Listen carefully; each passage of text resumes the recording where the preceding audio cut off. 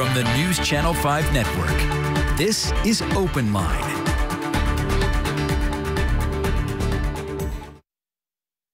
Hello, everyone. Welcome to OpenLine. Glad you are with us tonight on this Tuesday night. It's November 2nd, election night across the country. Many states are holding elections, and the most, I guess, publicized one that's been talked about the most is in Virginia, where they are electing a governor, and that race has gotten a lot of attention. So we'll be talking about that tonight, and also other races across the country and just what's going on politically.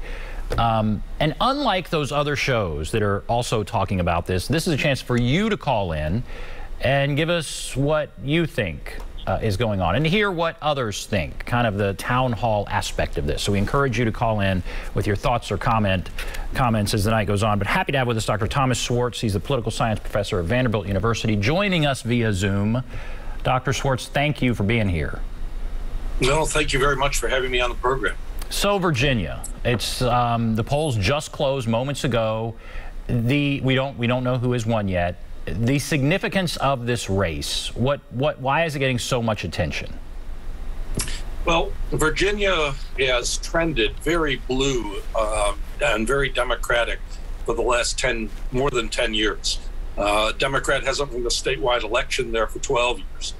So this was seen as a rather obvious place that a Democrat would win. And the fact that it's so close is indicative of the decline of popularity of the president, and also the resurgence of certain issues, particularly the Republicans' use of some cultural issues, critical race theory, some of these other things, to close the gap, the Democrats. In that sense, Glenn Youngkin has really put a challenge there to the Democratic, in a state that had been solidly Democratic.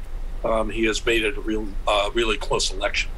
What do you think? Because I know this is being framed as it's Biden versus Trump all over again, and we can read into what's going to happen in midterms, and maybe we can read into what's going to happen in the next presidential election.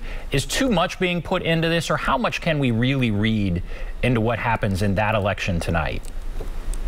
Well, I think we have to be a little careful, because I think there is a trend, a tendency of Virginia gubernatorial races to reflect Virginia politics and Virginia issues. But I don't think it's unfair to see this as a bellwether, in the sense that it could be an indication that the president has not been very successful in getting across his policies, and that the decline in popularity which set in after the Afghanistan fiasco and the border crisis has hurt the Democratic Party in a state that it should be very far ahead. Virginia should be a lock for the Democrats, and to have a Republican win the governor's race is something of a wake-up call to the Democratic Party. There have been some recent polls out that are not good for Biden. What is the reason for that, in your opinion? Is it Afghanistan, or what are Biden's troubles right now? Well, I think there was a whole slew of them that hit roughly at the same time. Certainly, declaring victory over the pandemic earlier in the summer, and then having, because of the Delta variant, having to scale back and to change, that wasn't helpful, because that was a key source, I think, of his popularity, was the sense that the virus was getting under control. Afghanistan certainly hurt. There was a perception of incompetence in the way the withdrawal was handled. And then the border issue is certainly there, the sense that the border is open and that people are coming across, and that there was no real control. The economy's slowdown certainly hurt. And then inflation. Inflation probably is the underrepresented reason. It is out there. People certainly experience it whenever you fill up your car. Prices are going up. The supply chain issue is coming. These are all things that would hurt in any normal circumstance. They've come together in a sort of combination, a type of perfect storm, to hurt the president. And I think he needs a victory. And I think they were hoping to get a victory with their legislative package, and they haven't gotten that yet. And that has slowed things down, certainly, and hurt Biden as well. I want to talk about the legislative package in a moment. As you were answering that question, it made me remember kind of why people, again, are focusing on the suburbs. And Virginia is a good state in which to focus on the suburbs. Biden did well with suburban women. And the question is, will he do well again, I guess, in Virginia with suburban women? Trump maybe turned suburban women off to some extent, not completely, but they didn't vote for him as much as perhaps, I guess, they needed to. And so what do you think this might mean for President Trump even coming back? Is it too early to be talking about that? Is that in the cards? What are your thoughts? Well, I think President Trump certainly will want to take credit if Youngkin should win. He has not played a big role. Youngkin has indicated his support for Trump, but kept Trump at a distance. Trump did a tele-rally last night where he encouraged his supporters to vote for Youngkin. Certainly McAuliffe, the Democratic candidate, has tried to paint Youngkin as a Trump. And so if McAuliffe is able to win, it will show the continuing power of being able to associate Republicans with Trump and to be able to defeat them that way. But should Youngkin win, that should indicate, or might indicate, that the attempt to paint every Republican as a Trump figure doesn't work all the time. Nevertheless, I think Trump is certainly still in control of the Republican Party. He still looks like he is going to come back in 2024. But this is a race that shows that maybe the situation is more fluid and that the Republicans can still win, but that they might have to distance themselves from Trump. It could redound against Trump as well as in his favor. And I mean, Election Day was less than a year ago. Election Day for the president was so. It's really bad to be talking about, will Trump run again or who's going to run again? But do you think he is going to run again in 2024? And if not, who on the Republican side? And do Republicans need to be thinking about that? Well, I think Trump will run if he is healthy. I think you have to factor in his age and that medical things do happen. I mean, he himself has actually said that at one point, that should something medical arise that might keep him from running. But I think it's likely he will run. Now, if he should not, I think the Republican field would be wide open. Certainly, Florida's Governor DeSantis would have a shot. The Texas governor would have a shot. There are many other possible candidates, including even someone like Mike Pence. But I think right now, the odds-on favorite, barring something from some unexpected event or actually a health issue, it has to be seen as Trump. And do you think Republicans are happy about that, or not, or what do you think? Well, I think certainly Trump still commands a very loyal following within the Republican Party that I think is at least the majority of that party, at least 51% that he would need to get the nomination. There are a number of Republicans, I think particularly those who are office holders and others who are more establishment Republicans who see Trump as a sure way to lose the 2024 election, that he can get the nomination, but he won't win the election. And so they, I think, are concerned.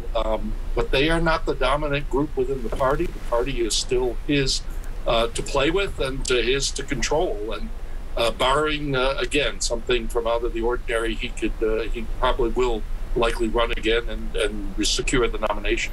And boy, he's been discounted before. I remember they said last time he maybe gets the nomination, but he won't win. And then, of course, he beat Hillary Clinton. So that's certainly... Of course. No, the chances of him winning can't be ruled out. I mean, Republicans worry about that because he still is a jarring personality to suburbanites and others, and he would be a polarizing candidate. Certainly, one thing he would do, which is something the Democrats have as a problem in Virginia, is he would excite the Democratic base.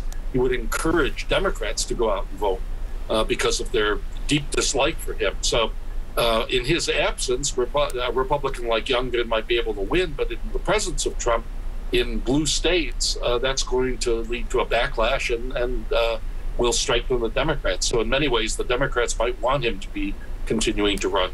I want to ask another question, then we'll start taking some calls here. Yes, Biden's agenda right now is stalled. Where what's your assessment right now of what's going on in Washington? It's kind of mind-numbing sometimes to watch this negotiation. It's been going on so long. It's held up by two or at least one Democrat right now. How harmful is that? How much do people care, do you think? And kind of where does all that stand? Well, the Biden administration has an ambitious agenda for a party that only has a one-vote majority in the Senate and only a 6-vote majority in the House. They are trying to do an awful lot, a major expansion. Right now, they're talking about $1.75 trillion in various programs for child care, for Medicare, for the environment. And this would be a major triumph for the administration. On the other hand, of course, my own political sense is that they're also perhaps sacrificing what could be a win on the bipartisan infrastructure bill, which is substantially less, but still was passed with bipartisan support. They've insisted on tying the two together, and they want to get the entire package passed, and that's where the problem with Manchin and Sinema have developed, the two senators who blocked it. My own sense is Manchin wants Biden to separate the bills and get the infrastructure bill ahead and pass that, and then debate the more extensive other bill. But I don't know that he'll stand to that. I think in the end, the Democrats are going to pass something. I think the pressure will be too great on Manchin and Sinema to go along with something, especially since they have been able to cut it back from what was the 3.5 or even greater trillion that it was going to be. But this would be a substantial victory for Biden, and he has expressed it as absolutely key to the success of his administration. And how unusual is it that one or two senators have this much power with something so significant? As you look back on history, is this something that happens a lot? It's the way the Senate's designed, or is what Manchin, he's certainly front and center here? Well, I think one of the things you can remember is the Obamacare issue. President Obama had substantially more senators, but because of the way he was going to pass it, he needed every single Democrat to go along. In that case, that was 60 Democrats to go along with his approach. And so there were a lot of things put in the Obamacare proposal that reflected the wishes of individual senators. So it's not that unusual that individual senators have this power. But in this case, because of the very narrow margin that Joe Biden has, he has to give in, or he has to concede things to Joe Manchin and Kyrsten Sinema that he might not want to do. And this of course, also infuriates the Democrats in the House, who have a slightly greater advantage in passing the bill, that one or two senators can act in that way. But indeed, that is part of the reason for the Senate as a check on legislation from the House. So in a way, it is the way the legislative functions go, but it can be infuriating if you're trying to do something like the Biden administration is attempting. And what we're seeing in some of these polls is that even Democrats are frustrated with Biden, right? Even Democrats feel like things aren't getting passed the way they should. So there's Republicans aren't big fans, and now you even have Democrats that are frustrated that nothing more is happening, and that's a troubling situation for Biden. Is that right?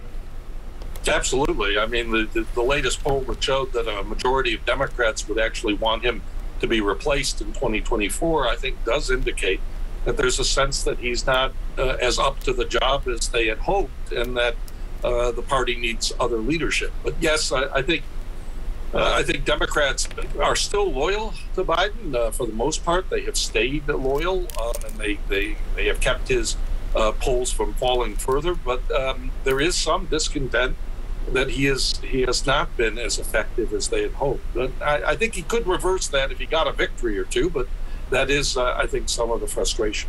All right, we're going to take a break. Then we're going to come back, start taking calls. We have a couple right now, Joey, Joy, others. Hold on the line, and we'll take a break and just start taking calls. Always interesting to hear from people. There's the number to call in, 615-737-PLUS, 615-737-7587.